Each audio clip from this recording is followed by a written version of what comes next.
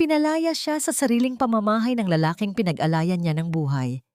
Habang nakadapa siya sa sahig, humahalakhak ang asawang yakap, ang kabit nito. Wala kang kwenta, lumayas ka na. Utos nito. Ngunit sa halip na magmakaawa, tumayo si Teresa at inilapag ang isang dokumento.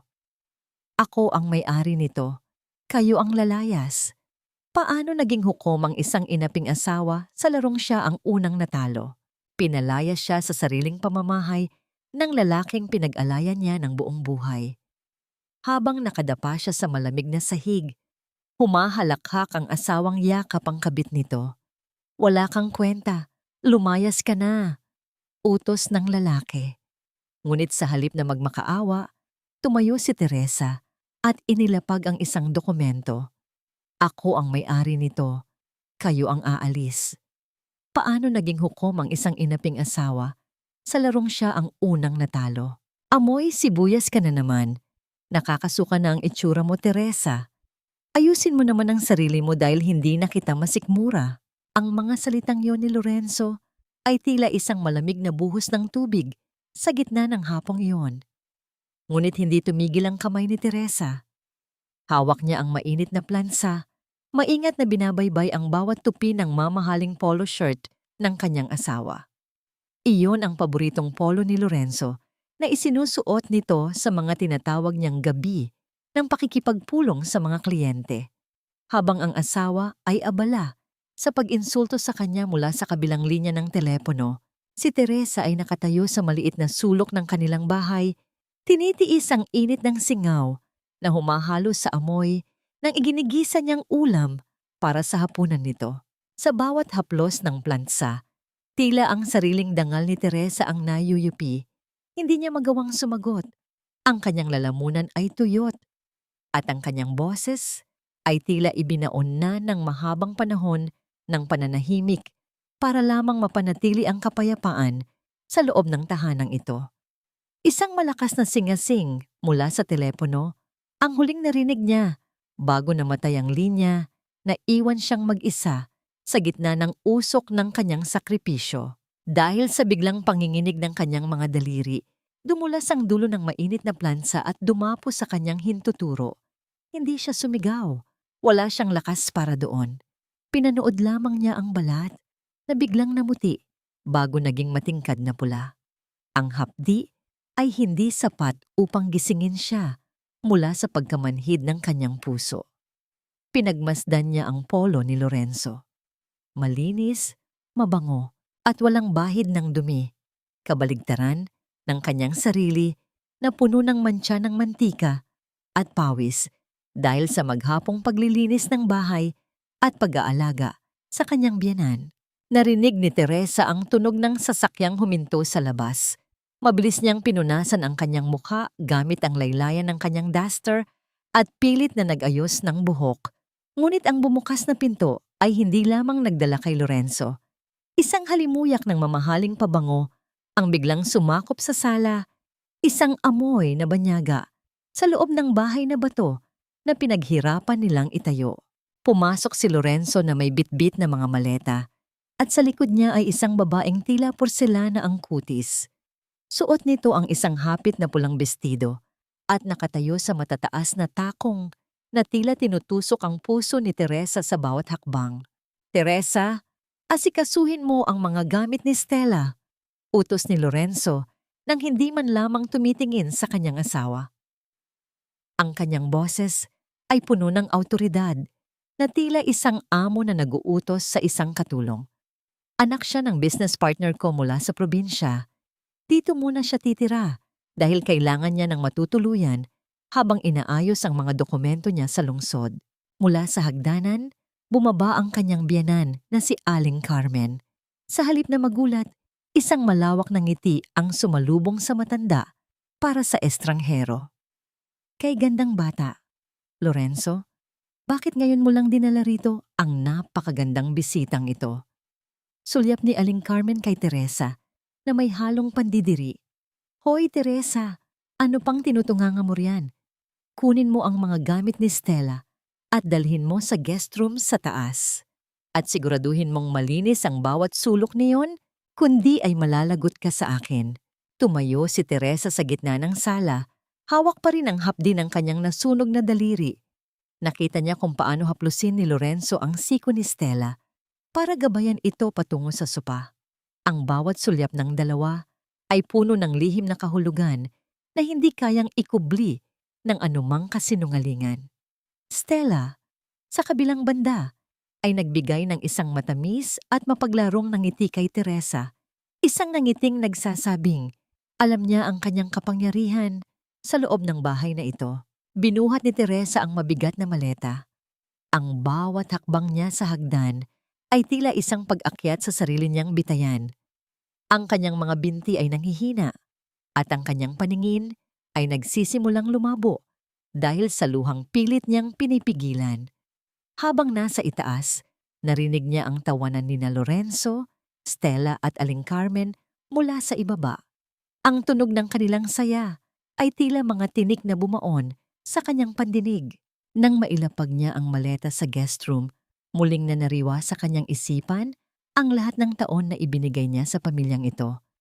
Ang bawat sentimo na itinabi niya, ang bawat gabing hindi siya natulog para pagsilbihan ang may sakit na si Aling Carmen, at ang lahat ng pangarap na isinuko niya para sa karera ni Lorenzo.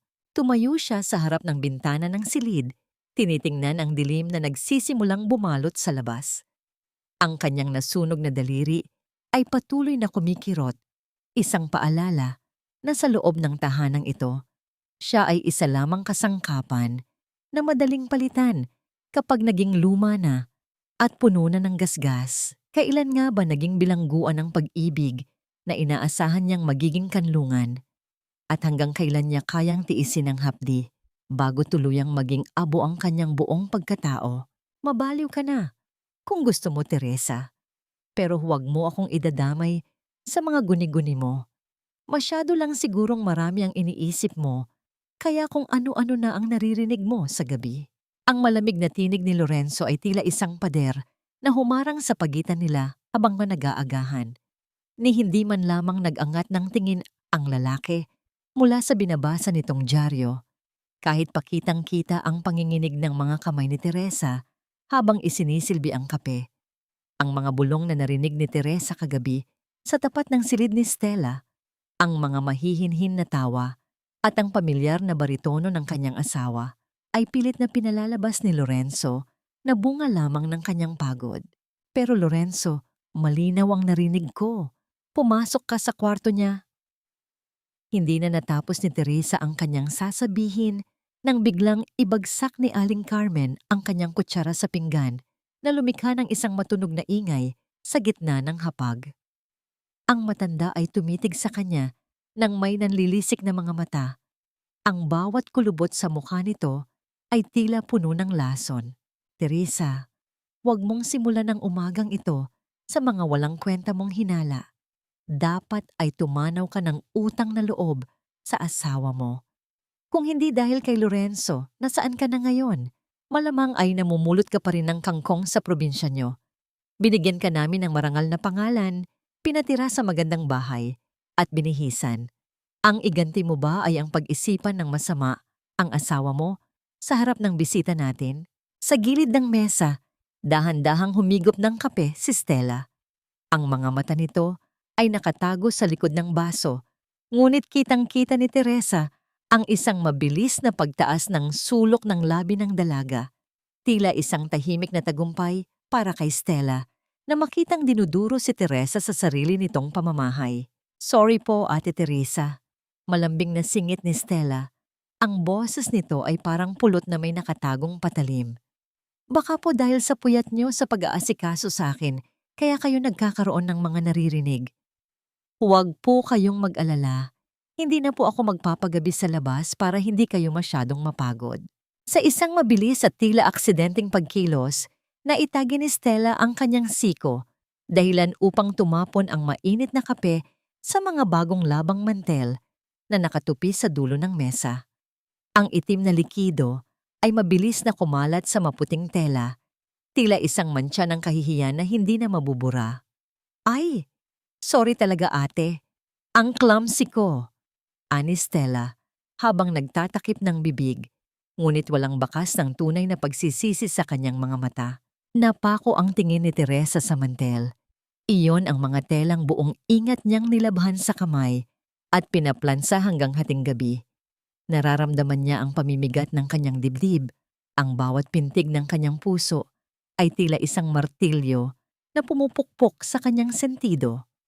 Ang init ng kape na tumulo sa sahig ay tila sumasalamin sa nagbabagang galit na pilit niyang ibinabaon sa ilalim ng kanyang pagkatao. Hindi siya kumibo. Yumuko siya at sinimulang punasan ang talsik ng kape sa sahig habang sa itaas niya ay nagpapatuloy ang masayang usapan ni na Lorenzo at Stella tungkol sa mga plano nila sa araw na yon. Habang nakaluhod sa sahig, biglang bumalik sa kanyang alaala ang isang hapong maulan noong nakaraang taon.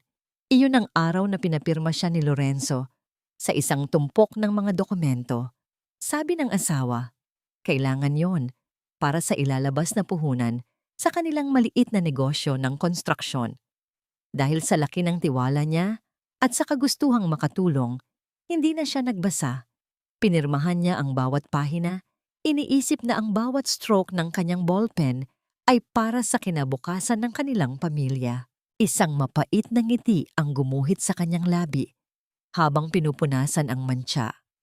Ang tiwalang yun pala ang magiging tali na sasakal sa kanya sa huli.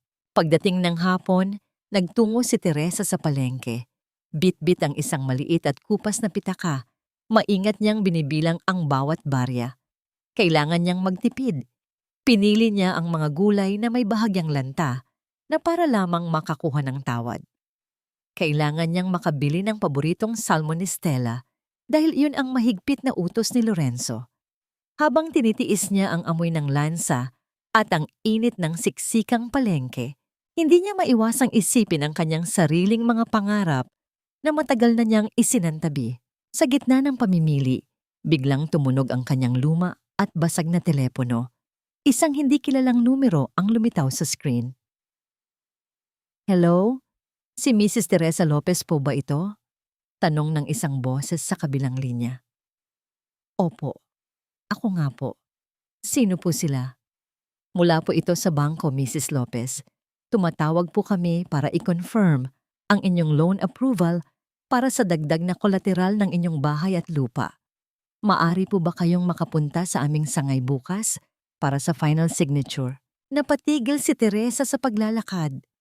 Ang ingay ng palengke ay tila biglang nawala, napalitan ng isang nakabibinging katahimikan. Kolateral? Bahay at lupa? Wala siyang maalala na nag-apply siya ng kahit anong loan kamakailan. Ang tanging alam niya ay tapos na silang magbayad sa amortization ng bahay na ito, 5 taon na ang nakalilipas. Hello? Mrs. Lopez? Nariyan pa po ba kayo? Opo. Baka po nagkakamali kayo. Wala po akong ina-apply na loan. Nanginginig na sagot ni Teresa. Pero ma'am, ang inyong asawa na si Mr. Lorenzo Lopez ang nagsumite ng mga dokumento kasama ang inyong power of attorney. Nakalagay po rito na pumapayag kayong isang lamuli ang titulo ng bahay para sa isang bagong investment. Tila may malaking bato na bumagsak sa tiyan ni Teresa. Ang kanyang mga tuhod ay nanghina at muntik na niyang mabitawan ang bitbit na plastik ng mga gulay. Ang bawat salita ng bank officer ay tila isang karayom na itinusok sa kanyang utak. Power of attorney. Ang mga dokumentong pinirmahan niya noong nakaraang taon. Nang makauwi siya, sinalubong siya ng isang tanawing muling nagpatibok ng mabilis sa kanyang puso. Nakita niya si Stella na naglalakad sa hardin. Suot ang isang mamahaling kwintas na may pendant na diamante. Ang kinang niyon sa ilalim ng papalubog na araw ay tila nangungutya sa kanyang kahirapan. Iyon ang kwintas na nakita niya sa resibo sa loob ng gamit ni Stella kagabi. Ang kwintas na yon, ang loan sa bangko, ang mga bulong sa gabi. Ang lahat ay nagsimulang mabuo sa kanyang isipan bilang isang madilim na katotohanan. Hindi lamang siya basta pinagtataksilan ni Lorenzo. Unti-unti na rin nitong ninanakaw ang tanging bagay na itinuturing niyang seguridad para sa kanyang kinabukasan. Tumayo si Teresa sa dilim ng kanilang kusina, pinagmamasdan ng kanyang asawa na masayang tumatawa habang nilalagyan ng alak ang baso ni Stella. Nararamdaman niya ang malamig na hangin na pumapasok sa bintana, ngunit mas malamig ang pakiramdam na unti-unting bumabalot sa kanyang puso. Kung ang bahay na ito ay hindi na sa kanya, nasaan na siya pupunta? At sino ang taong kasama niya sa loob ng 15 taon? Isang asawa o isang magnanakaw na nagpapanggap na nagmamahal? Ang dilim ng gabi ay tila isang mabigat na kumot na bumabalot sa likod ng bahay. Ngunit para kay Teresa, ito ang kanyang naging kanlungan. Nagkukubli siya sa likod ng mga lumang kagamitan sa bodega. Ang kanyang katawan ay nanginginig. Hindi dahil sa lamig ng simoy ng hangin, kundi dahil sa tanawing nakikita niya sa pamamagitan ng maliit na siwang ng kahoy. Sa ilalim ng puno ng mangga, naroon si Lorenzo at Stella. Ang liwanag ng buwan ay tumatama sa mukha ng kanyang asawa. Ang mukhang dati ay pinagmumulan ng kanyang lakas, ngunit ngayon ay nagdudulot sa kanya ng matinding pagkasuklam. Nakayakap si Lorenzo sa baywang ni Stella at ang kanilang mga tawa ay tila mga huni ng mga mapanirang hayop sa gitna ng katahimikan. Kailan ba natin tatapusin ang sarswelang ito, Lorenzo? Tanong ni Stella habang nilalaro ang kwintas sa kanyang leeg. Nakakasawa na ang makita ang pagmumukha ng asawa mo sa loob ng bahay. Para siyang multong laging nakabantay. Humalakhak si Lorenzo, isang tunog na tila bumasag sa huling piraso ng puso ni Teresa. Konting tiis na lang, mahal ko. Hayaan mo munang magpakapagod ang robot na yon sa paglilinis at pagluluto para sa atin. Pagkatapos, marilis ng bangko ang pera mula sa pagkakasangla ng bahay na ito, kukunin natin ang lahat. Hahayaan natin ang bangko na ang kumatok sa pintong ito para palayasin siya. Paano ang nanay mo? Muling tanong ni Stella. Si Aling Carmen? Hayaan mo siya rito kay Teresa. Tutal, mahal naman niya ang kanyang manugang, hindi ba? Magtiis silang dalawa rito habang tayo ay nagsasaya na sa bago nating buhay sa malayo. Sa oras na mapunta sa atin ang pera, wala na akong pakialam kung saan sila pulutin. Ang bawat salita ni Lorenzo ay tila isang matalim na balaraw na humihiwa sa bawat himaymay ng pagkatao ni Teresa. Nararamdaman niya ang init ng mga luhang dumadaloy sa kanyang mga pisngi, ngunit walang tunog na lumalabas sa kanyang bibig.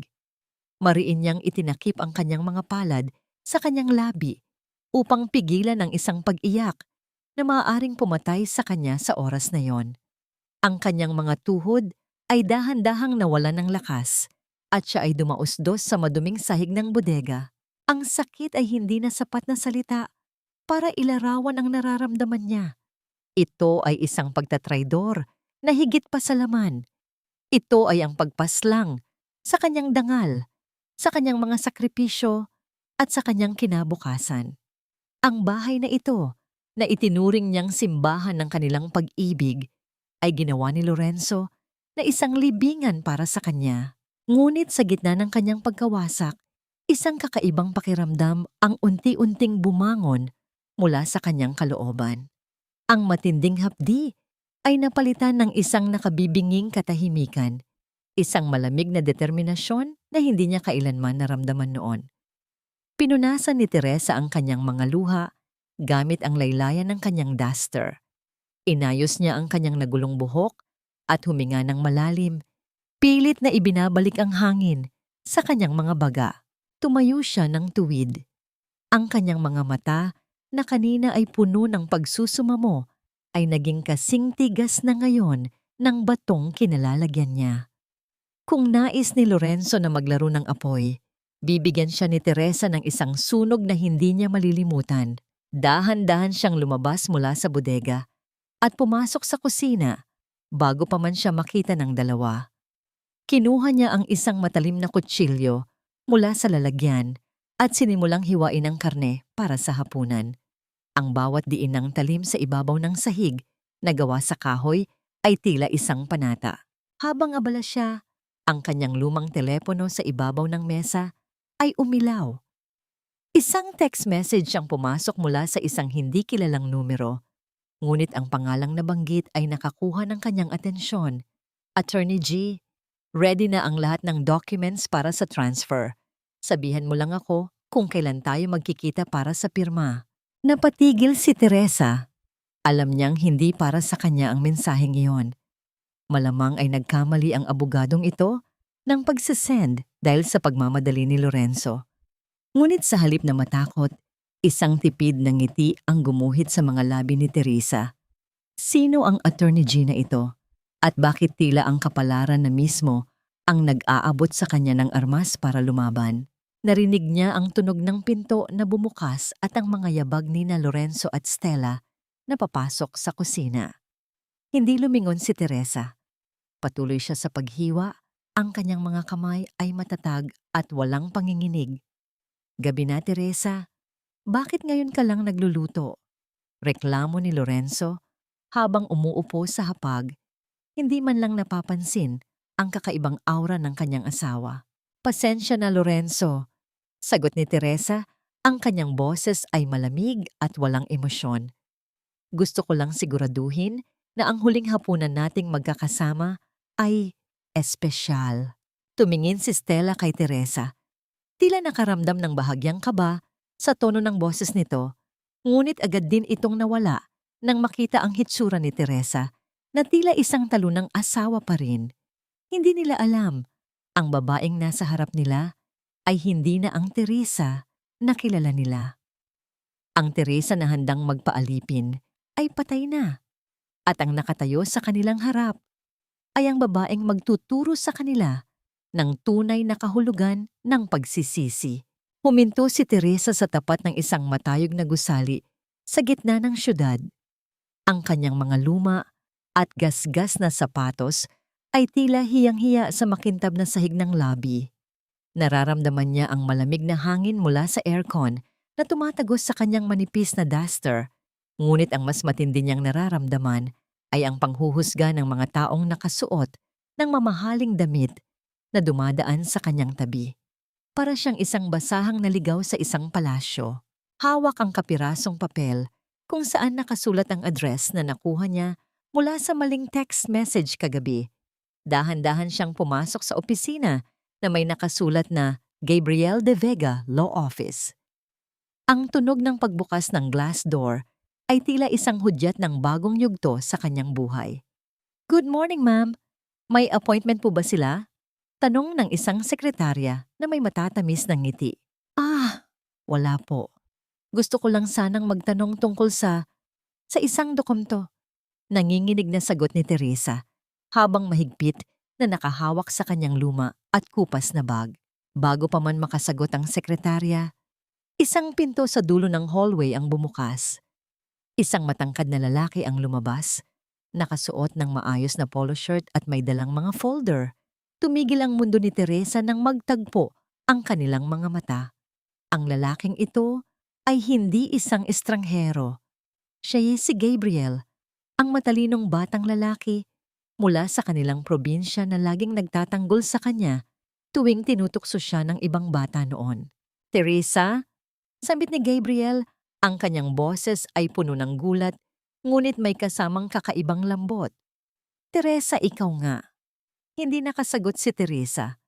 Ang lahat ng pagod, sakit, at kahihiyan na itinago niya sa loob ng 15 taon ay tila gustong sumabog sa harap ng taong ito. Napansin ni Gabriel ang pamumutla ni Teresa at ang bahagyang panginginig ng kanyang mga balikat. Mabilis siyang lumapit at iginaya si Teresa patungo sa kanyang opisina. Sa loob tayo mag-usap. Maupo ka, Teresa.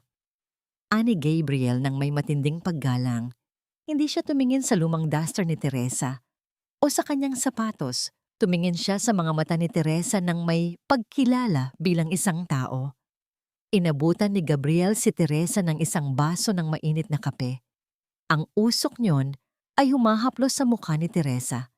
At sa unang pagkakataon, matapos ang maraming taon, naramdaman niyang may isang taong nagmamalasakit kung komportable ba siya. Ikwento mo sa akin ang lahat. Seryosong sabi ni Gabriel habang binubuksan ang folder na naglalaman ng kopya ng power of attorney na dinala ni Teresa. Habang nagsasalita si Teresa, kitang-kita ang pagbabago ng ekspresyon sa mukha ni Gabriel. Ang kanyang mga panga ay nagngangalit sa galit habang binabasa ang mga tuso at mapanlang na kondisyon na inilagay ni Lorenzo sa dokumento. Ngunit bigla siyang natigilan sa isang pahina. Teresa, tingnan mo ito. Turo ni Gabriel sa petsa ng pagkakanotaryo ng dokumento. Nakalagay dito na pinirmahan mo ito noong ika-10 ng Mayo sa harap ng notaryo publiko rito sa Maynila. Nasaan ka noong petsang yon? Napaisip si Teresa. ika-10 ng Mayo? Iyon ang araw na inilibing ang nanay ko sa probinsya. Halos 1 linggo akong wala rito sa Maynila dahil ako ang nag-asikaso ng lahat. Isang matalim na ngiti ang gumuhit sa mga labi ni Gabriel. Ibig sabihin, peke ang notaryo. Hindi mo kailanman nakaharap ang abogadong ito sa petsang nakasaad. Lorenzo committed forgery and fraud, Teresa. At dahil peke ang pundasyon ng pagkakasangla, maaari nating ipawalang bisa ang lahat. Naramdaman ni Teresa ang isang biglang gaan sa kanyang dibdib. Tila isang mabigat na tanikala ang unti-unting lumuluwag. Ang pag-asang matagal na niyang kinalimutan ay muling nagliwanag sa kanyang puso. Pero Gabriel, kailangan ko ng pera para mabayaran ng bangko bago nila tuluyang makuha ang bahay. Sabi ni Lorenzo, malapit na raw ma-release ang pera para sa kanya. Pag-aalala ni Teresa. Huwag kang mag-alala. Gagamitin natin ang sarili niyang laro laban sa kanya. Ipapablock natin ang release ng pera sa kanya dahil sa kasong fraud. At sa tulong ng mga ebidensya, ililipat natin ang titulo sa pangalan mo lang bilang biktima ng panlilinlang. Paliwanag ni Gabriel. Tumayo si Teresa para magpasalamat. Ngunit nahulog ang kanyang paningin sa ibabaw ng desk ni Gabriel. Doon, sa tabi ng mga legal na libro, ay may isang maliit na frame. Isang litrato niyon ay ang sampagita, ang paboritong bulaklak ni Teresa na lagi niyang itinatanim sa kanilang bakuran nung bata pa sila. Bakit itatabi ng isang sikat na abogado ang larawan ng isang simpleng bulaklak? Hindi nagtanong si Teresa, ngunit naramdaman niya ang isang mainit na bugso ng damdamin. Teresa, may isang hiling lang ako. Seryosong sabi ni Gabriel habang hinahawakan ang kanyang mga kamay, isang hawak na puno ng proteksyon. Kailangan mong bumalik sa bahay na yon. Kailangan mong magpanggap na wala kang alam.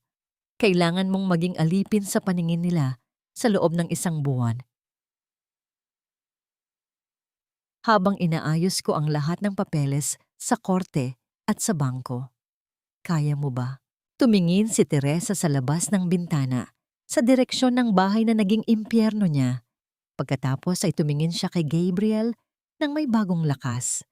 Kaya ko, Gabriel. Kung ang 15 taon ay natiis ko, ano pa ang 1 buwan nasa? Para sa aking kalayaan. Masakit ba, Teresa? Masakit bang makita na ang mga mamahaling kong panloob ang nilalabhan mo habang ang asawa mo ay abala sa pagpili ng bagong kotse para sa akin? Ang boses ni Stella ay puno ng pangungutya habang nakasandal ito sa pinto ng laundry area. Pinapanood si Teresa na nakaluhod sa harap ng palanggana. Ang bawat kuskos ni Teresa sa mamahaling tela ay tila kuskos sa kanyang sariling kaluluwa. Ngunit hindi siya nagangat ng tingin. Nanatili siyang tahimik, ang kanyang muka ay walang emosyon, tila isang rebultong gawa sa kapiyusan at pagtitiis. Huwag mo siyang pansinin, Stella. Sabat ni Lorenzo na kapapasok lang, hawak ang isang baso ng alak. Sanay na yan sa gawaing bahay. Diyan naman siya magaling, hindi ba? Sa pagiging katulong, look at her. She's perfect for that role. Humalakhak ang dalawa. Isang tunog na humalo sa ingay ng tubig na dumadaloy mula sa gripo. Pinanood ni Lorenzo ang kanyang asawa, tinitingnan ang gusot na buhok nito at ang duster na punong-puno ng tilamsik ng sabon. Pakiramdam ni Lorenzo ay ganap na niyang napatalsik ang anumang bakas ng pagre-rebelde sa puso ni Teresa. Para sa kanya, si Teresa ay isang basahang maaari niyang apakan anumang oras. Pumasok din sa eksena si Aling Carmen. Ang kanyang mga mata ay matalas na nakatitig sa daliri ni Teresa. Hoy Teresa, ibigay mo sa akin ang singsing na suot mo. Iyong gintong may maliit na bato na mana mo pa sa nanay mo. Natigilan si Teresa. Iyon ang tanging alaala na iniwan sa kanya ng kanyang ina bago ito pumanaw. Pero inay, ito na lang po ang natitira sa akin. Wala akong pakialam. Sigaw ni Aling Carmen. Ibibigay natin yan kay Stella bilang tanda ng pagtanggap natin sa kanya rito sa bahay. Mas bagay yan sa maputi niyang kamay kaysa sa mga daliri mong puro kalyo. Ibigay mo o palalayasin kita ngayon din. Dahan-dahang hinubad ni Teresa ang singsing. Ang bawat paghila sa ginto ay tila pagpunit sa kanyang puso. Inabot niya ito kay Aling Carmen nang nakayuko. Ang hindi alam ng matanda, noong nakaraang gabi habang sila ay abala sa pag-iinom, mabilis na nagtungo si Teresa sa isang pawn shop para kopyahin ang disenyo nito gamit ang murang tanso. Ang singsing na ibinigay niya ay isang huwad na replika. Ang tunay na mana ay ligtas na nakatago sa ilalim ng sahig ng bodega. Ayan, mas maganda na, sabi ni Stella habang isinusuot ang singsing, hindi man lang napapansin ang pandaraya. Sa loob ng sumunod na mga araw, naging mas masidhi ang pagpapanggap ni Teresa. Siya ang unang gumigising para magluto ng masasarap na putahe na ni hindi niya matikman. Siya ang huling natutulog pagkatapos linisin ang bawat sulok ng bahay na balang araw ay kukunin niya muli. Sa likod ng mga saradong pinto, palihim siyang nakikipag-ugnayan kay Gabriel gamit ang perang itinabi niya mula sa kanyang lihim na pagbebenta ng mga kakanin noon at ang maliit na mana mula sa kanyang ina. Unti-unti niyang binabayaran ang mga kaukulang bayad sa bangko sa tulong ng mga koneksyon ni Gabriel.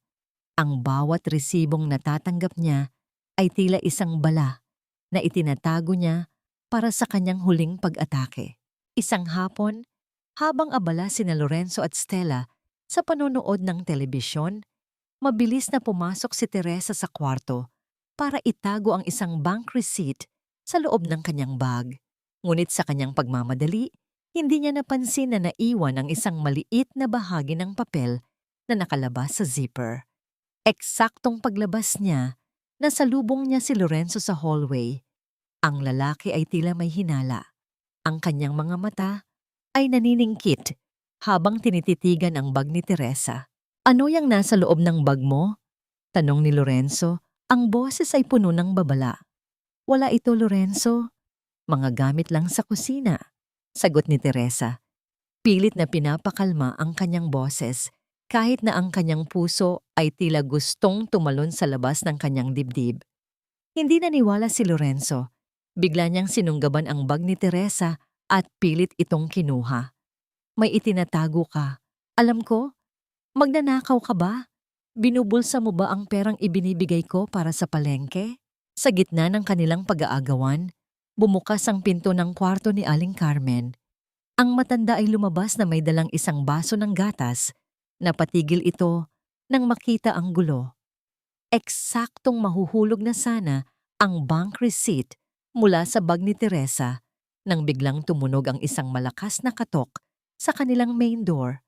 Ang bawat katok ay tila isang kulog sa gitna ng tensyon sa hallway. Lorenzo, ang mga gamit na in-order ko, baka nandyan na. Sigaw ni Stella mula sa sala. Nabitawan ni Lorenzo ang bag ni Teresa para tignan ang pinto, ngunit nanatili ang kanyang matalas na tingin sa kanyang asawa. Hindi pa tayo tapos, Teresa. Pagbalik ko, titingnan ko ang bawat hibla ng bag na yan. Naiwang nakatayo si Teresa. Ang kanyang kamay ay mahigpit na nakahawak sa resibo sa loob ng bag. Ang kanyang pawis ay malamig na dumadaloy sa kanyang likod. Isang pagkakamali na lang at ang lahat ng kanyang pinaghirapan ay maglalaho na parang bula. Hayaan mo na ang basurang yan, Lorenzo. Ang mahalaga ay dumating na ang in-order kong gamot. Mula sa probinsya, reklamo ni Aling Carmen mula sa pintuan ng kanyang kwarto na siyang nagpabitiw kay Lorenzo sa bag ni Teresa. Dahil sa inis, hinablot ni Lorenzo ang in-order na gamot mula sa kamay ng nag-deliver at tinalikuran ng kanyang asawa. Sa pagkakataong yun, mabilis na isinuksok ni Teresa ang resibo sa loob ng kanyang duster. Ramdam ang talim ng papel sa kanyang balat na tila isang lihim na sandata. Alam niyang hindi na siya ligtas sa loob ng bahay na ito. Ang bawat sulok ay may mga matang nagbabantay at ang bawat hininga niya ay sinusukat ni Lorenzo. Kinabukasan, nagdahilan si Teresa na kailangan niyang bumili ng karagdagang sangkap para sa espesyal na hapunan na hiniling ni Stella. Kahit nagdududa, hinayaan siya ni Lorenzo, ngunit binigyan lamang siya ng saktong oras para makabalik. Nagmamadali siyang nagtungo sa sangay ng bangko kung saan siya dapat makipagkita kay Gabriel. Ang bawat yabag ng kanyang mga paa sa bangketa ay tila sinasabayan ang mabilis na pintig ng kanyang puso. Sa labas ng bangko naroon na si Gabriel, nakatayo sa ilalim ng isang malaking itim na payong dahil sa unti-unting pagpatak ng ulan. Teresa, mag-ingat ka. Halos matapos na natin ang proseso ng pag-redemption sa mortgage. Bungad ni Gabriel. Ang kanyang boses ay isang mahinahong himig sa gitna ng ingay ng mga sasakyan. Pumasok sila sa loob ng bangko. Ang lamig ng aircon ay hindi sapat para pawiin ang kaba ni Teresa habang kaharap ang bank manager. Ang bawat pirma niya sa mga dokumento ay tila isang hakbang papalayo sa kanyang madilim na nakaraan. Ngunit sa gitna ng kanilang pag-uusap, lumingon si Teresa sa glass wall ng bangko at halos tumigil ang kanyang paghinga. Ang pamilyar na itim na sasakyan ni Lorenzo ay dumaan sa harap ng bangko. Huminto ito dahil sa traffic light. Kitang-kita ni Teresa si Lorenzo na nakadungaw sa bintana. Tila may hinahanap sa paligid. Gabriel, si Lorenzo. Bulong ni Teresa. Ang kanyang boses ay halos mawala dahil sa takot. Mabilis na kumilos si Gabriel. Tumayo siya at pumuwesto sa harap ni Teresa. Ginamit ang kanyang malapad na balikat para harangan ang paningin ni Lorenzo mula sa labas. Ramdam ni Teresa ang init na nagmumula sa katawan ni Gabriel, isang pakiramdam ng kaligtasan na matagal nang nawala sa kanya. Hindi siya hinawakan ni Gabriel, ngunit ang presensya nito ay sapat na upang pakalmahin ang kanyang nanginginig na kalamnan. Nang mag-green ang traffic light at tuluyang umalis ang sasakyan ni Lorenzo, nakahinga ng malalim si Teresa, ngunit ang kaba ay hindi pa lubos na nawawala. Kailangan mo nang bumalik bago kanya hanapin, ani Gabriel habang inihahatid siya sa labas. Malakas na ang ulan. Ipinayong ni Gabriel ang kanyang itim na payong kay Teresa. Sa gitna ng buhos ng tubig, bahagyang tumama ang kanilang mga balikat. Hinayaan ni Gabriel na mabasa ang sarili niyang baro. Itinuon ang buong proteksyon ng payong sa babaeng nasa kanyang tabi. Dalhin mo na ito. Baka magkasakit ka, sabi ni Gabriel habang iniaabot ang hawakan ng payong. Ang kanilang mga daliri ay panandali ang nag-abot. Isang kuryente ng pag-unawa at malasakit ang gumuhit sa pagitan nila. Salamat, Gabriel, sa lahat. Mahinang sagot ni Teresa bago mabilis na sumakay sa taxi. Ngunit sa kanyang pagmamadali at pagkalito, dahil sa takot na mahuli, hindi na malaya ni Teresa ang isang malaking pagkakamali. Pagdating niya sa tapat ng kanilang bahay, mabilis niyang itinago ang payong sa gilid ng gate bago pumasok sa loob. Basang-basa ang laylayan ng kanyang duster nang makapasok siya sa sala. Naroon si Lorenzo, nakaupo sa madilim na sulok, hawak ang isang baso ng alak. Ang kanyang mga mata ay naniningkit habang pinagmamasdan ang basang hitsura ng kanyang asawa. Sabi mo sa palengke ka lang pumunta, pero bakit parang galing ka sa isang mamahaling opisina? Tanong ni Lorenzo. Ang kanyang boses ay kasing lamig ng ulan sa labas. Nasira ang sasakyan na sinakyan ko, kaya naglakad ako sa ulan. Pagsisinungaling ni Teresa, habang sinusubukang umiwas sa tingin ni Lorenzo. Tumayo si Lorenzo at dahan-dahang lumapit sa kanya.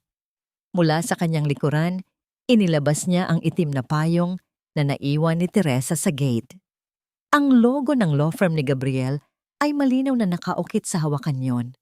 Ang alam ko, hindi nagbibigay ng ganitong kagandang payong ang mga tindera sa palengke. Bulong ni Lorenzo, habang idinidiit ang malamig at basang tela ng payong sa pisngi ni Teresa. Sino ang nagbigay nito sa'yo, Teresa? At anong ginagawa mo sa law firm ni Gabriel de Vega? Nakita ko lang yan sa bus, Lorenzo. Naiwan ng isang pasahero kaya kinuha ko para hindi ako mabasa sa ulan. Nanginginig ang boses ni Teresa, ngunit pilit niyang pinapanatili ang kanyang tingin sa sahig. Alam niyang ang bawat maling galaw ng kanyang mga mata ay maaaring maging mitya ng kanyang kapahamakan. Hindi sumagot si Lorenzo. Sa halip, narinig ni Teresa ang mabigat na paghinga ng kanyang asawa bago nito biglang ibinalibag ang payong sa pader. Ang tunog ng pagbagsak niyon ay tila isang babala. Lumapit si Lorenzo sa kanya. Ang amoy ng alak ay humalo sa lamig ng gabi. Hinawakan niya ng mahigpit ang panga ni Teresa. Pilit itong iniharap sa kanya. Huwag mo akong gagawing tanga, Teresa. Ang law firm na ito ay pagmamay-ari ng kababata mong si Gabriel. Akala mo ba hindi ko alam? Akala mo ba hindi ko napapansinan ang mga pag-alis mo? Asik ni Lorenzo. Nagmamakaawa ka ba sa kanya? O baka naman ibinibenta mo ang sarili mo para lang may makain tayo? Binitiwan ni Lorenzo si Teresa nang may pandidiri na tila ba ang asawa niya ay isang maruming basahan. Dahil mukhang mas gusto mo ang labas kaysa sa loob ng bahay na ito, doon ka matulog sa dirty kitchen. Doon ka nararapat kasama ng mga dumi at basura. Kinaladkad ni Lorenzo si Teresa patungo sa likod ng bahay. Wala siyang magawa kundi sumunod. Ang kanyang mga paa ay sumasayad sa malamig na semento. Narinig niya ang tunog ng pag-lock ng pinto mula sa loob. Iniwan siyang mag-isa sa dilim ng kanilang panlabas na kusina. Ang tanging liwanag ay nagmumula sa maliit na bintana ng dining room sa itaas. Mula sa bintanang iyon, nakita ni Teresa si Stella. Nakasuot ito ng kanyang mamahaling silk na pantulog, masayang kumakain ng salmon na niluto ni Teresa kanina. Tumingin si Stella sa kanya mula sa itaas. Isang mapanguyam na ngiti ang gumuhit sa mga labi nito. Itinaas pa ni Stella ang kanyang baso ng wine na tila nagbibigay ng toast sa paghihirap ni Teresa. Ang bawat subo ni Stella ay tila isang insulto sa bawat pagod na ibinuhos ni Teresa sa loob ng maraming taon. Naupo si Teresa sa malamig na sahig ng dirty kitchen. Ang hangin ng gabi ay tumatagos sa kanyang basang duster, nagdudulot ng panginginig sa kanyang buong katawan. Ngunit sa gitna ng lamig at gutom, may isang bagay na nagbibigay sa kanya ng init. Kinapa niya ang kanyang bulsa sa ilalim ng apron. Naroon ang mga dokumentong ibinigay ni Gabriel, ang mga papel na nagpapatunay na ang proseso ng paglipat ng titulo ay malapit nang matapos. Kinuha niya ang kanyang telepono mula sa tago niyang bulsa. Isang text message mula kay Gabriel ang bumulaga sa kanya. It's done, Teresa. Ang titulo ay nakapangalan na sa'yo lang. Isang pirma na lang mula sa korte bukas at wala nang karapatan si Lorenzo sa bahay na ito. Konting tiis na lang. Niyakap ni Teresa ang kanyang sarili sa gitna ng kadiliman. Hindi siya umiyak. Ang kanyang paghinga ay naging malalim at payapa. Tila isang panalangin para sa nalalapit niyang kalayaan. Ang bawat panginginig ng kanyang katawan ay naging simbolo ng kanyang pananabik sa bukas. Sa isip niya, ang bawat segundo ng pagdurusa sa maruming kusinang ito ay kabayaran para sa bawat taon ng pananahimik. Habang naghihintay ng umaga, napansin ni Teresa si Aling Carmen sa kabilang panig ng bintana. Ang matanda ay tila balisa. May hawak na isang sulat na galing sa probinsya na pilit nitong itinatago sa loob ng kanyang damit. Isang misteryo na tila nagdadagdag ng bigat sa atmosfera ng tahanan. Pagsapit ng madaling araw, bumukas ang pinto. Naroon si Lorenzo. Ang mukha ay tuyot at puno ng galit mula sa magdamag na pag-inom. Mag-empake ka na, Teresa. Malamig na utos ni Lorenzo habang itinatapon sa paanan niya ang isang malaking garbage bag. May nakabili na ng bahay na ito.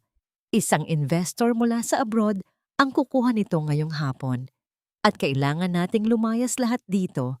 Pero huwag kang mag-alala. May matutuluyan kami ni Stella. Ikaw? Bahala ka na sa buhay mo. Narinig ni Teresa ang tunog ng mga susi ni Lorenzo habang nilalaro nito ang mga ito sa kanyang kamay. Hindi alam ni Lorenzo, ang mga susing iyon ay wala nang bubuksang pinto para sa kanya simula sa araw na ito. Pirmahan mo na ito, Teresa. Ayaw ko nang makita ang pagmumukha mo sa bahay na ito pagdating ng 3:00 ng hapon. Ang tunog ng pagbagsak ng isang makapal na brown envelope sa sahig ay tila isang pinal na hatol ng kamatayan para sa kanilang 15 taong pagsasama. Nakatayo si Lorenzo sa gitna ng sala, ang kanyang mga kamay ay nasa baywang at ang kanyang dibdib ay busog sa yabang. Sa tabi niya, nakaupo si Stella sa paboritong sopa ni Teresa, kampanteng naglalagay ng pulang kulay sa kanyang mga kuko habang nakasuot ng isang mamahaling seda na robe. Dahan-dahang pinulot ni Teresa ang envelope. Binuksan niya ito at bumungad sa kanya ang mga dokumento para sa diborsyo at isang kasunduan ng pagtalikod sa anumang karapatan sa ari-arian. Ibinenta ko na ang bahay na ito kay Stella. Patuloy ni Lorenzo. Ang kanyang boses ay walang bahid ng pag-aalinlangan. Siya ang investor na sinasabi ko. Gagamitin niya ang kanyang yaman para bayaran ang utang natin sa bangko. At sa halip na mawala ang lahat, mapupunta ang bahay sa taong tunay na nagmamahal sa akin. Ikaw? Wala kang ambag dito, kundi ang pagiging palamunin. Lorenzo, paano mo nagawa ito? Mahinang tanong ni Teresa. Pilit niyang pinapatalim ang kanyang pag-arte bilang isang talunang asawa. Dito tayo bumuo ng mga pangarap. 15 taon akong nagsilbi sa inyo ni Inay nang walang reklamo. Ngayon ay itatapon mo ako na parang basura? Lumabas si Aling Carmen mula sa kusina, bitbit ang isang baso ng juice para kay Stella. Huwag kang masyadong madrama, Teresa. Maging masaya ka na lang para sa asawa mo. Nakahanap na siya ng babaeng may class at may pera, hindi tulad mo na laging amoy kusina. Mas mabuti pang lumayas ka na bago pa kita kaladkarin palabas. Isang mapait na ngiti ang gustong kumawala sa mga labi ni Teresa, ngunit nanatili siyang nakayuko. Ramdam niya ang matigas na papel ng tunay na titulo sa loob ng kanyang apron, ang dokumentong nagpapatunay na siya ang nag-iisang may-ari ng lupang kinatatayuan nila ngayon. Maawa ka, Lorenzo. Wala akong matutuluyan. Kahit hanggang bukas lang, hayaan mo muna akong mag-ayos ng gamit. Pagsusumamo ni Teresa, na lalong nagpalaki sa ego ng kanyang asawa. Hindi maaari! Sigaw ni Stella habang tumatayo. Kumuha siya ng isang malaking itim na garbage bag at nagsimulang hakutin ang mga lumang damit ni Teresa mula sa cabinet sa hallway. Ang tunog ng pagpunit ng mga plastik at ang paghagis ng mga tela sa sahig ay tila isang marahas na musika ng pang-iinsulto. Ang basura ay inilalagay sa plastic bag, hindi ba? Bagay na bagay ito sa'yo, ate. Pinapanood ni Teresa ang kanyang mga paboritong damit na tinatapak-tapakan ni Stella. Pinulot niya ang isang lumang family picture na itinapon din sa basurahan. Pinunasan niya ang alikabok sa salamin ni John. Tinitingnan ang kanyang batang mukha na puno pa ng pag-asa noon. Sa sandaling iyon, ang huling bakas ng awa sa kanyang puso para kay Lorenzo ay tuluyang naglaho. Sige, pipirmahan ko na. Ani Teresa sa isang mahinang boses. Kinuha niya ang ballpen at mabilis na idinaan ang tinta sa papel. Alam niyang walang legal na halaga ang pirma niyang yun dahil ang dokumentong hawak ni Lorenzo ay base sa isang kasinungalingan. Eksaktong pagtuyo ng tinta, isang tunog ng busina ng sasakyan ang narinig mula sa labas ng gate. Isang puting sasakyan na may logo ng Registry of Deeds at may kasunod na 2 itim na sedan ang huminto sa tapat ng kanilang bahay. Napatigil si Lorenzo. Isang ngiti ng tagumpay ang sumilay sa kanyang muka. Ayan na yata ang mga taong magpapatunay na si Stella na ang bagong may-ari. Akala ko ba, bukas pa sila darating, Stella? Baka gusto nilang isurprise tayo, mahal ko. Sagot ni Stella na puno ng kumpiyansa habang mabilis na nag-aayos ng kanyang buhok para humarap sa mga bisita. Ngunit nang bumukas ang gate at pumasok ang isang lalaking nakabarong, kasama ang ilang mga pulis at isang pamilyar na figura na may dalang mga folder, biglang naramdaman ni Teresa ang isang malamig na simoy ng katarungan na pumasok sa loob ng kanilang tahanan. Ang bawat hakbang ng mga papasok ay tila isang hudyat ng pagtatapos ng kanyang paghihirap. Tumingin si Lorenzo sa pinto. Ang kanyang noo ay kumunot nang makita ang mga unipormadong pulis. Sino kayo? At anong ginagawa niyo sa bahay ko? Isang pamilyar na boses ang sumagot mula sa likuran ng mga pulis, isang boses na nagpatindig sa balahibo ni Lorenzo. Hindi ito ang bahay mo, Lorenzo, at lalong hindi ito sa'yo, Stella. Ang boses ni Gabriel ay tila isang malakas na dagundong na bumasag sa katahimikan ng sala. Pumasok siya ng may matuwid na tindig. Ang bawat hakbang ay puno ng kapangyarihan na nagmumula sa katotohanan.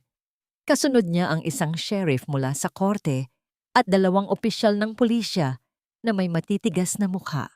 Gabriel, asik ni Lorenzo, ang kanyang mukha ay namula sa galit at pagkalito. Anong karapatan mong pumasok dito kasama ang mga taong ito? Ito ay isang pribadong pag-uusap sa pagitan ko at ng asawa ko. Lumayas ka bago ko kayo ipahuli sa trespassing. Isang malamig na tawa ang kumawala sa mga labi ni Gabriel habang inilalapag niya ang kanyang ID sa mesa. Narito ako bilang legal na kinatawan ng tunay na may-ari ng lupang ito at ng gusaling kinatatayuan niyo. At ang mga kasama ko ay narito para ipatupad ang isang court order. Humalakhak si Lorenzo, isang tunog na puno ng kawalang katarungan. Tunay na may-ari? Ako ang may-ari nito. Hawak ko ang mga papeles na nagpapatunay na ang mortgage ay binayaran na at ang titulo ay inilipat na sa pangalan ni Stella. Siya ang bagong may-ari. Sa sandaling iyon, dahan-dahang tumayo si Teresa. Hindi na siya ang babaeng nakayuko at nanginginig. Inayos niya ang kanyang pagkakatayo, itinaas ang kanyang noo, at tinitigan si Lorenzo ng diretso sa mga mata. Ang takot na dati ay bumabalot sa kanyang pagkatao, ay napalitan ng isang nakabibinging lamig. Kinuha ni Teresa ang ballpen at muling tiningnan ang divorce papers na kapipirma lang niya. Salamat sa mga papel na ito, Lorenzo. Ito na ang huling bagay na nag-uugnay sa akin sa isang lalaking walang dangal na katulad mo. Ano bang sinasabi mo, Teresa? Nababaliw ka na ba? Sigaw ni Lorenzo, na akmang susunggaban ng kanyang asawa. Ngunit bago pa man niya mahawakan si Teresa, mabilis na humarang si Gabriel. Iniharang niya ang kanyang braso ng may sapat na lakas upang pigilan ang anumang marahas na kilos ni Lorenzo. Ang proteksyong ibinigay ni Gabriel ay tila isang matibay na pader na hindi na kailanman matitibag ng kasinungalingan. Huwag mong susubukang saktan ng kliyente ko, babala ni Gabriel. Ang kanyang boses ay mababa, ngunit puno ng panganib. Kinuha ni Teresa ang kanyang apron, ang simbolo ng kanyang 15 taon na pagkaalipin sa bahay na yon. Dahan-dahan niya itong tinanggal, itiniklop ng maayos at inilapag sa ibabaw ng mesa sa tapat ni Aling Carmen. Tapos na ako sa papel na ito, inay. Wala na kayong utusan sa bahay na ito simula sa oras na ito. Napansin ni Teresa ang biglang pamumutla ni Stella. Ang dalaga ay nakatingin kay Gabriel na tila nakakita ng isang multo. Ang kumpiyansang ipinapakita nito kanina ay naglaho na parang usok. Attorney De Vega, hindi mo ba ako naaalala? Mahinang tanong ni Stella. Ang kanyang boses ay nanginginig. Hindi siya sinagot ni Gabriel. Sa halip, kinuha ni Gabriel ang isang makapal na brown envelope mula sa kanyang folder at iniabot ito kay Teresa. Ito ang sandaling pinakahihintay ni Teresa, ang sandali ng kanyang muling pagsilang. Inilabas ni Teresa ang dokumento mula sa loob ng envelope. Ito ay isang orihinal na titulo ng lupa. May selyo ng Registry of Deeds at may petsang ngayong araw lang. Ang pangalang nakasulat sa ilalim ng registered owner ay isa lamang, Teresa Maria Lopez. Ang mga dokumentong hawak mo, Lorenzo, ay base sa isang palsipikadong power of attorney. Napatunayan na ng korte na peke ang notaryo dahil sa mga petsang wala si Teresa sa Maynila. Paliwanag ni Gabriel habang ipinapakita ang court order sa sheriff. Lahat ng transaksyon niyo ni Stella ay walang legal na bisa. Ang utang sa bangko, si Teresa ang nagbayad niyon gamit ang sarili niyang pondo. At dahil doon, ang karapatan sa redemption ay sa kanya lamang napunta. Nabitawan ni Lorenzo ang mga papel na hawak niya. Ang kanyang buong mundo ay tila gumuho sa isang kisap mata. Tumingin siya kay Stella, umaasa ng tulong, ngunit nakita niyang ang dalaga ay abala na sa pag-iwas ng tingin at tila naghahanap na ng paraan para makatakas. Inabot ni Teresa ang brown envelope kay Lorenzo. Ang kanyang mga mata ay walang kahit na anong bakas ng awa. Sabi mo kanina, dapat akong lumayas bago mag-alas 3 dahil basura ako sa paningin niyo. Ngayon, Lorenzo, tignan mo ang relo mo. Alas 3 na. At ayon sa batas, kayo ang mga basurang dapat nang ilabas sa bahay na ito. Hindi maaari ito. Peke ang papel na yan. Isang pakanalang ito ninyo para nakawan ako. Ang sigaw ni Lorenzo ay umalingaw-ngaw sa buong sala. Ang kanyang mukha ay naging kasing pula ng apoy sa tindi ng galit. Sa isang mabilis at desperadong pagkilos, sinubukan niyang hablutin ang titulo mula sa kamay ni Teresa. Ang kanyang mga daliri ay tila mga kuko ng isang hayop na ayaw bitawan ng biktima. Ngunit bago pa man madampi ang kanyang balat sa dokumento, mabilis siyang nahawakan ng 2 pulis sa magkabilang braso. Mr. Lopez, kumalma kayo. Ang dokumentong ito ay galing sa Registry of Deeds at may pirma ng hukom. Ang anumang pagpigil nyo sa aming tungkulin ay magreresulta sa karagdagang demanda. Babala ng sheriff, ang boses ay matigas at walang bahid ng biro. Habang nagpupumigla si Lorenzo, si Stella ay dahan-dahang umaatras patungo sa pinto. Bit-bit ang kanyang mamahaling handbag. Ang kanyang mga mata ay ligasgas. Naghahanap ng anumang butas para makatakas sa kahihiyang ito. Ngunit bago pa siya makalabas, iniharang ni Gabriel ang isang piraso ng papel sa harap niya. Saan ka pupunta, Stella? O mas magandang itanong, nasaan na ang mga nakuhang pera mo mula sa mga nakaraang biktima mo ng estafa? Tanong ni Gabriel. Ang kanyang tinig ay malamig at puno ng pangungutya. Ang totoo niyan, hindi ka business partner ng sinuman. Isa kang kilalang con artist na may warrant of arrest sa probinsya. Tinawagan ko na ang mga awtoridad doon at nasa labas na sila, naghihintay sa'yo. Ang handbag ni Stella ay bumagsak sa sahig. Ang tunog niyon ay tila isang hudyat ng kanyang pagkatalo. Ang lahat ng kanyang pagpapanggap bilang isang mayamang investor ay naglaho na parang bula. Napaluhod siya sa sahig. Ang kanyang mga luha ay nagsimulang tumulo. Ngunit sa pagkakataong ito, walang sino man sa loob ng silid ang naniwala sa kanyang pag-arte. Napatingin si Lorenzo kay Stella. Ang kanyang mga mata ay puno ng pagkabigla at pandidiri. Stella, totoo ba ito? Ginamit mo lang ako? Hindi siya sinagot ni Stella. Sa halip, ang dalaga ay hinila na palabas ng mga pulis. Ang kanyang mga sigaw ng pagmamakaawa ay unti-unting nawala habang inilalayo siya sa bahay. Teresa, asawa ko. Baling ni Lorenzo kay Teresa. Ang kanyang boses ay biglang naging malambing, puno ng huwad na pagsisisi. Nagkamali ako. Naloko lang ako ng babaeng yon. Alam mo namang ikaw lang ang mahal ko, hindi ba? Alalahanin mo ang lahat ng pinagsamahan natin para sa kapakanan ng pamilyang ito. Lumapit din si Aling Carmen. Ang kanyang mga tuhod ay nanginginig habang hinahawakan ang kamay ni Teresa. Teresa, anak, patawarin mo si Lorenzo. Saan kami pupunta sa ganitong oras? Wala kaming pera, wala kaming matutuluyan. May utang na loob ka rin sa amin, hindi ba? Kami ang nag-aruga sa'yo. Dahan-dahang binawi ni Teresa ang kanyang kamay mula sa pagkakahawak ng matanda. Tumingin siya sa paligid ng sala, sa bawat gamit na binili niya mula sa sarili niyang ipon, sa bawat sulok na nilinis niya nang may pagmamahal na nauwi sa pagtataksil. Ang utang na loob ay binabayaran ng pasasalamat, hindi ng pagkaalipin. May nahong sagot ni Teresa, ngunit ang bawat salita ay may talim. 15 taon niyo akong ginawang katulong sa sarili kong bahay.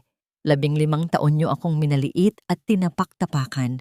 Binayaran ko na ang lahat ng utang na yan sa bawat luhang ibinuhos ko sa kusinang ito. Inabot ni Teresa ang kanyang bulsa at inilabas ang huwad na gintong singsing na ibinigay niya kay Aling Carmen kamakailan. Inihagis niya ito sa paanan ng matanda. Ang tunog ng tanso na tumama sa semento ay tila isang huling sampal sa mukha ng mga kontrabida. Iyan ang singsing na gusto niyo, hindi ba? Peke ang gintong yan. Kasing peke ng pagmamahal niyo sa akin.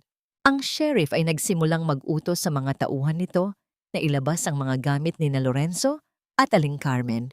Ang mga maleta na puno ng kanilang mga damit ay inilabas sa kalsada, sa harap ng mga usiseryong kapitbahay na nagsisimula ng magbulong-bulungan. Ang kahihiyan ni na Lorenzo ay kumalat sa buong barangay na parang apoy sa tuyong damo. Lumabas na kayo, utos ni Teresa habang itinuturo ang pinto. Ngayon din, wala nang nagawa si Lorenzo kundi ang maglakad palabas. Ang kanyang balikat ay nakabagsak at ang kanyang dangal ay durog na durog. Kasunod niya si Aling Carmen na patuloy sa pag-iyak at pagrereklamo, ngunit walang sino mang lumingon sa kanila. Nang sumara ang malaking pinto ng bahay, naiwan si Teresa sa gitna ng malawak at tahimik na sala. Kasama niya si Gabriel na nanatiling nakatayo sa kanyang tabi, tahimik na nagbibigay ng lakas. Naramdaman ni Teresa ang biglang pananahimik ng paligid. Ang bawat sulok ng bahay na dati ay puno ng ingay ng pang-iinsulto ay naging payapa. Ngunit sa gitna ng kapayapaang yon, biglang nanghina ang kanyang mga tuhod. Napaluhod siya sa gitna ng sala. Ang kanyang mga palad ay nakatakip sa kanyang mukha. At doon, sa gitna ng tagumpay, ay bumuhos ang lahat ng luhang pinigilan niya. Ang iyak ng isang pusong sa wakas ay malaya na, ngunit hapong-hapo sa laban. Isang kamay ang dahan-dahang pumatong sa kanyang balikat. Isang hawak na hindi humihingi ng anuman, kundi nag-aalok lamang ng sandigan. Teresa! Bulong ni Gabriel. Tapos na, wala na sila. Tumingala si Teresa sa kanya. Ang kanyang mga mata ay puno ng luha, ngunit may kasamang isang matamis at mapait na ngiti. Ang kanyang 15 taong bangungot ay natapos na, ngunit paano niya sisimulan ang pagbuo sa sarili niyang nawasak na pagkatao? Ang tunog ng pagkiskis ng isang matigas na brush sa sahig ng banyo ay tila isang ritual para kay Teresa. Sa bawat kuskus niya, ibinubuhos niya ang lahat ng kanyang lakas. Tila ba sa pamamagitan ng kemikal at sabon ay mabubura niya ang alaala ng mga taong minsang nanirahan doon. Ang amoy ng chlorine ay naging masangsang, sapat upang mangati ang kanyang ilong. Ngunit mas gusto niya ito kaysa sa amoy ng pabango ni Stella na tila kumapit na sa bawat hibla ng kurtina. Nang matapos siya sa paglilinis, naupo si Teresa sa gitna ng malawak na sala. Ang bahay ay naging napakatahimik, isang katahimikan na dati ay pangarap niya. Ngunit ngayon ay tila isang mabigat na pasanin. Ang bawat sulok ay tila may dalang kwento ng panlalait at panliliit. Ang mga pader na gawa sa bato ay tila sumisip-sip sa kanyang enerhiya. Nagpapaalala sa kanya na sa loob ng 15 taon, ang bahay na ito ay naging isang magandang kulungan. Naghanda siya ng simpleng hapunan para sa sarili. Isang pinggan, isang baso, at isang silya. Habang nakaupo sa harap ng mesa, naramdaman niya ang matinding pagod na hindi kayang pawiin ng tulog. Ang tagumpay ay may kasamang kakaibang pakiramdam ng kawalan. Nakuha na niya ang lahat, ngunit pakiramdam niya ay may malaking bahagi ng kanyang pagkatao ang naiwan sa labanan. Kinabukasan, nagpa siya si Teresa na bisitahin ang puntod ng kanyang ina. Dinala niya ang paboritong bulaklak nito at isang kandila. Habang nakaluhod sa damuhan, hinaplos niya ang malamig na marmol ng lapida. Nay, tapos na po. Bulong ni Teresa. Ang kanyang boses ay nanginginig sa pagitan ng nangiti at hikbi.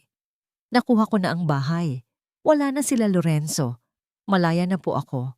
Hindi niya namalayan na kanina pa pala nakatayo sa di kalayuan si Gabriel.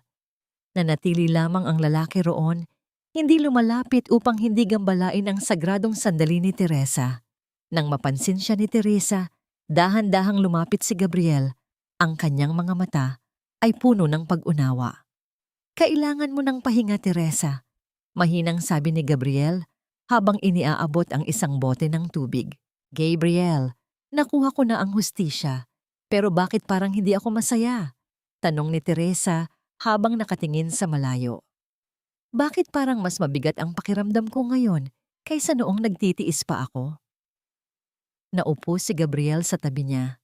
Sapat ang layo para hindi siya mailang. Dahil ang sugat ay hindi gumagaling sa oras na matanggal ang patalim. Nagsisimula pa lang ang proseso ng paghilom, Teresa. At sa prosesong yon, kailangan mong tanggapin na normal lang ang mapagod. Sa kanilang paglalakad pabalik sa sasakyan, nagsimulang lumamig ang hangin. Napansin ni Gabriel ang panginginig ng mga balikat ni Teresa. Nang hindi nagsasalita, hinubad niya ang kanyang jacket at maingat na inilagay ito sa mga balikat ni Teresa. Ang init na nagmumula sa jacket ay tila isang yakap na nagpababa sa depensa ni Teresa. Sa loob ng sasakyan, dahil sa labis na pagod at pakiramdam ng kaligtasan, unti-unting napapikit ang mga mata ni Teresa hanggang sa tuluyan siyang makatulog. Pinagmasdan ni Gabriel ang mukha ni Teresa habang mahimbing itong natutulog. Ang mga linya ng pagod sa paligid ng mga mata nito ay tila unti-unting lumalambot. Maingat niyang inayos ang jacket sa balikat ng babae. Tinitiyak na hindi ito muling giginawin. Pag-uwi sa bahay, napatigil si Teresa sa harap ng malaking gate. Tumingala siya sa gusaling bato na dati ay pinangarap niyang maging tahanan habang buhay. Ngunit sa sandaling iyon, alam na niya ang kanyang desisyon. Ibebenta ko ang bahay na ito, Gabriel. Deklarasyon ni Teresa sa gitna ng dilim. Masyadong maraming dugo at luha ang nakabaon sa mga pader na ito. Hindi ako makakahinga rito. Tumango si Gabriel. Sinusuportahan ang anumang desisyon na makapagbibigay ng kapayapaan sa kanya. Pumasok si Teresa sa loob ng bahay para sa kanyang huling gabi roon. Ngunit sa ilalim ng pinto, napansin niya ang isang puting sobre na tila katatapon lang. Pinulot niya ito at binuksan sa ilalim ng liwanag ng isang bumbilya. Iyon ay isang sulat mula kay Lorenzo. Ang papel ay may bahid ng tuyong dugo. At ang sulat kamay ay tila isinulat ng isang taong nanginginig sa desperasyon. Teresa, patawarin mo ako. Wala na akong matakbuhan.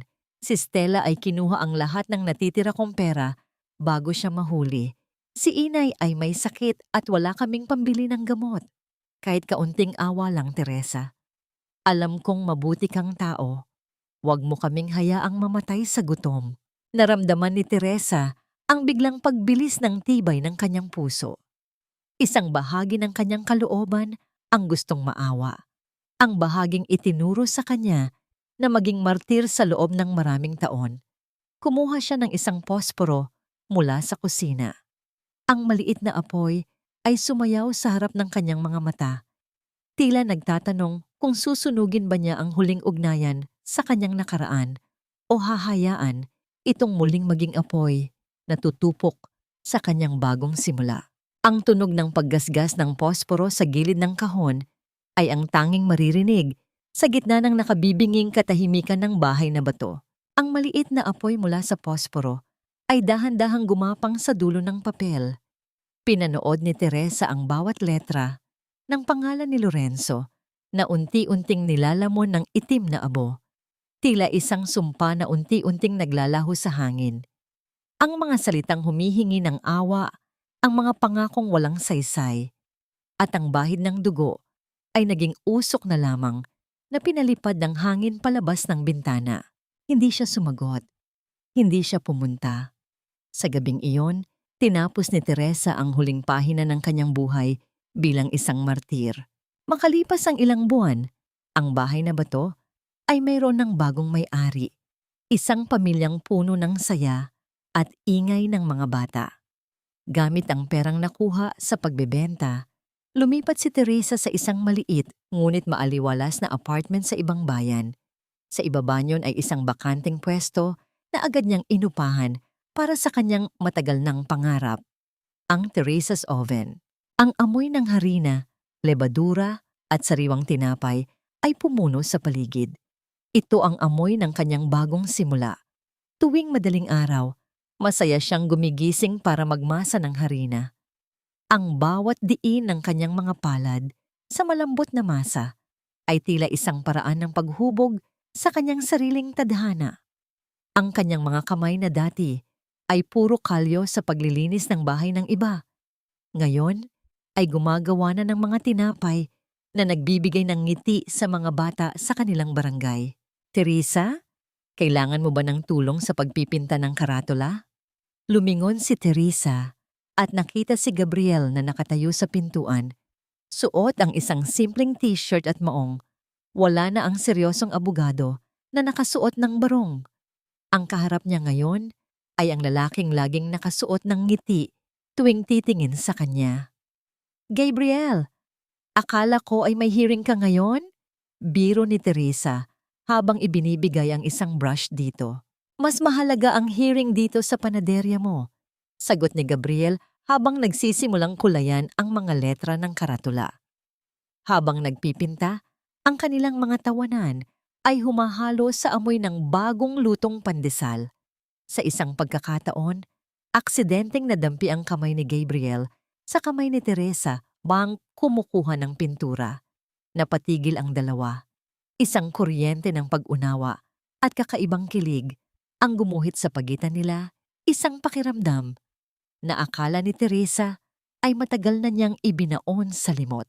Nang mapansin ni Gabriel na may mantsa ng puting pintura ang dulo ng ilong ni Teresa, hindi niya napigilang tumawa ng mahina.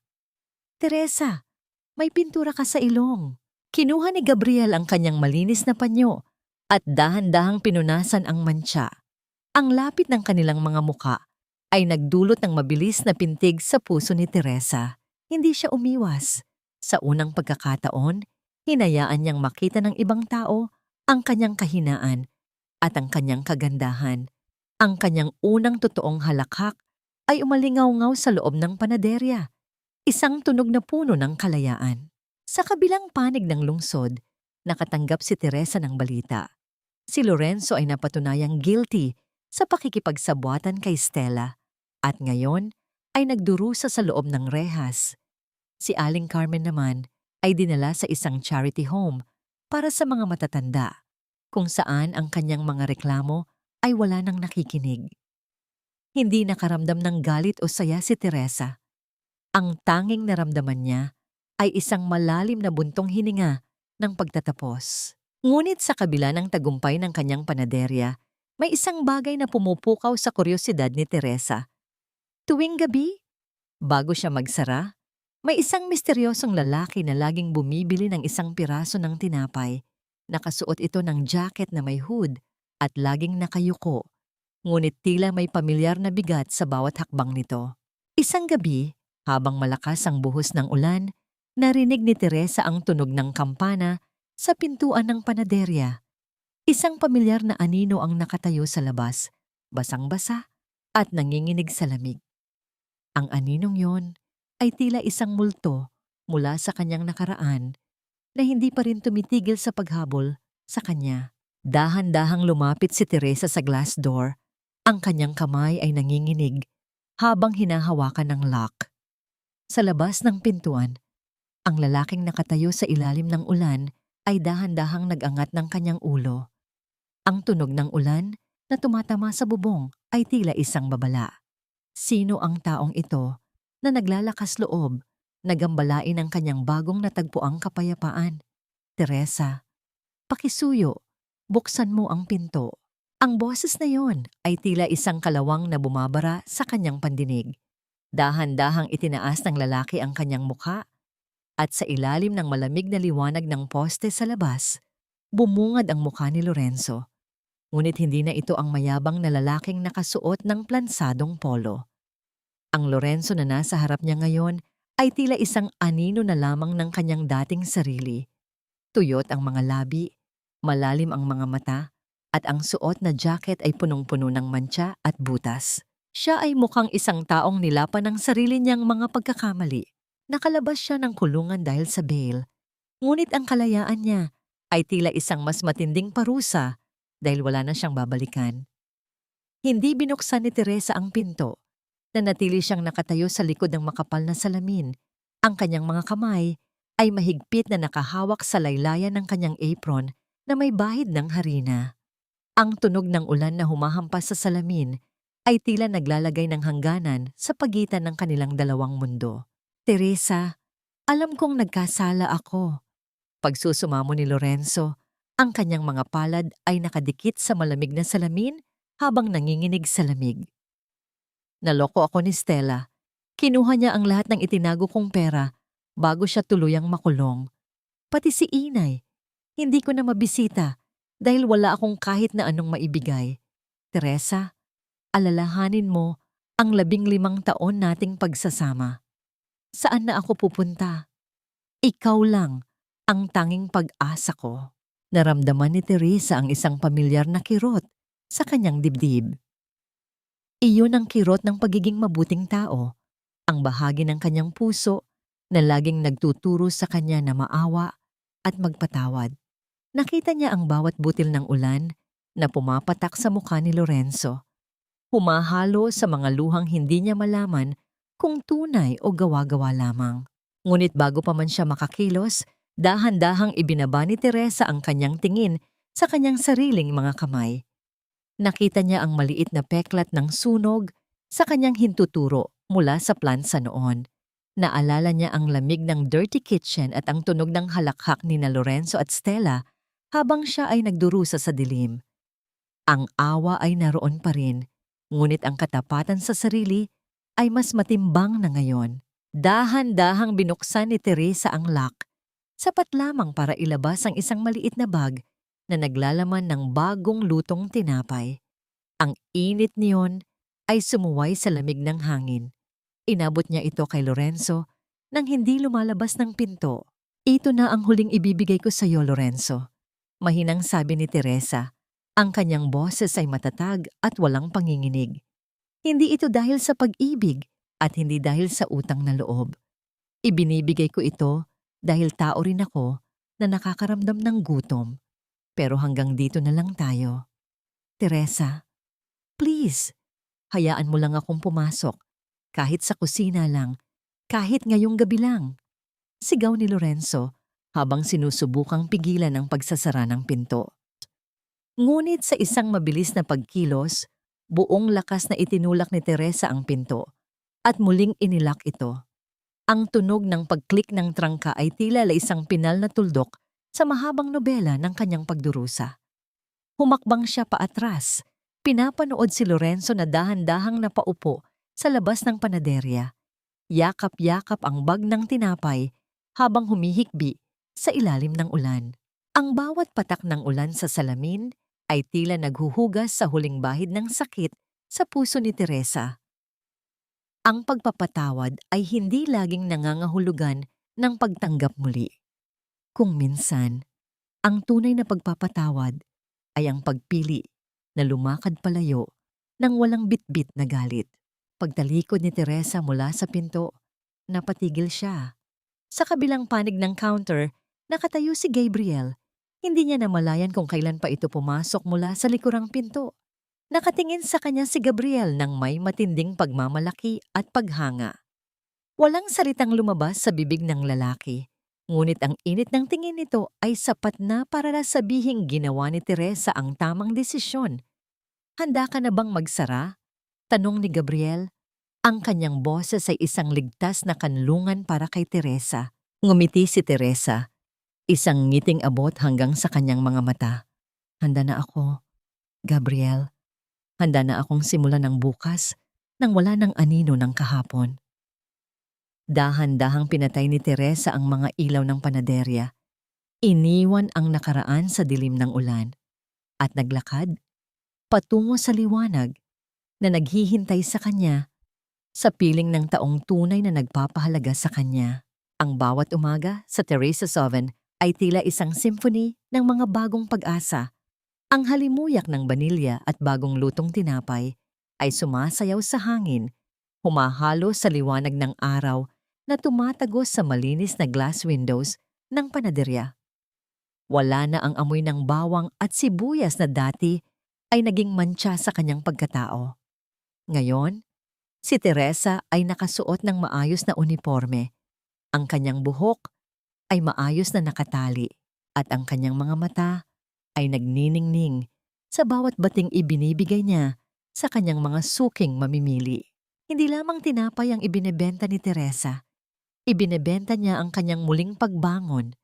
Ang mga tao sa paligid ay hindi na siya tinitingnan ng may habag, kundi ng may paghanga. Siya na ngayon ang Ma'am Teresa, ang matagumpay na negosyante na nagsimula sa wala. Isang hapon, habang nag-aayos siya ng mga bagong gawang cupcakes, pumasok si Gabriel. Ngunit sa pagkakataong ito, hindi siya nakasuot ng kanyang karaniwang business suit. Nakasuot siya ng isang maaliwalas na asul na polo shirt at may bitbit na isang maliit na bouquet ng mga bulaklak.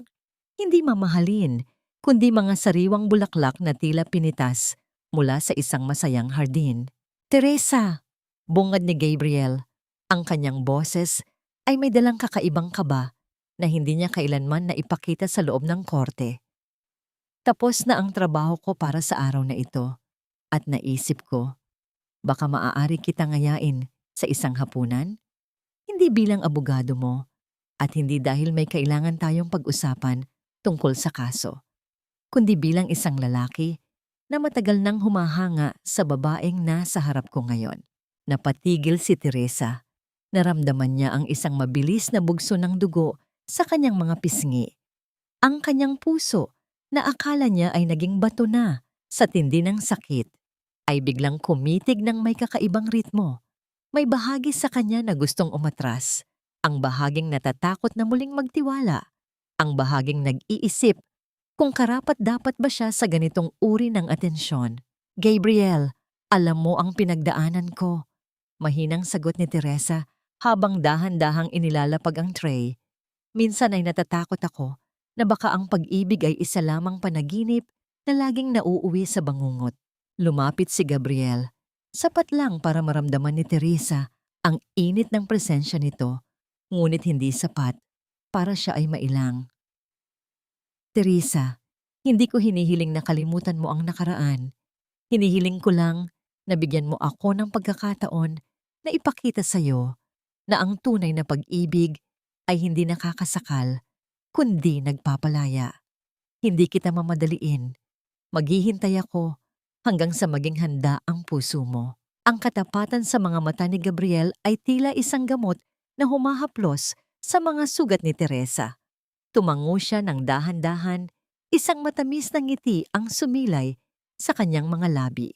Ang kanilang hapunan ay ginanap sa isang maliit na restaurant sa tabi ng dagat. Ang tunog ng mga alon na humahampas sa pampang ay tila isang banayad na musika sa ilalim ng mabituing langit. Habang kumakain, walang pag-uusap tungkol sa mga problema o sa nakaraan. Nagkwentuhan sila tungkol sa kanilang mga pangarap, sa mga paborito nilang libro, at sa mga simpleng bagay na nagpapasaya sa kanila. Sa gitna ng kanilang pag-uusap, dahan-dahang inabot ni Gabriel ang kamay ni Teresa sa ibabaw ng mesa. Hindi ito ang hawak ng isang lalaking gustong umangkin. Ito ang hawak ng isang lalaking gustong magprotekta. Ang bawat daliri ni Gabriel na dahan-dahang humahaplos sa likod ng kamay ni Teresa ay nagdulot ng isang matinding kilig na tila nagpabata sa kanyang kaluluwa. May maliit akong regalo para sa'yo, sabi ni Gabriel habang inilalabas ang isang maliit na kahon. Nang buksan ito ni Teresa, bumungad ang isang simpleng gintong kwintas na may pendant na hugis sa raw.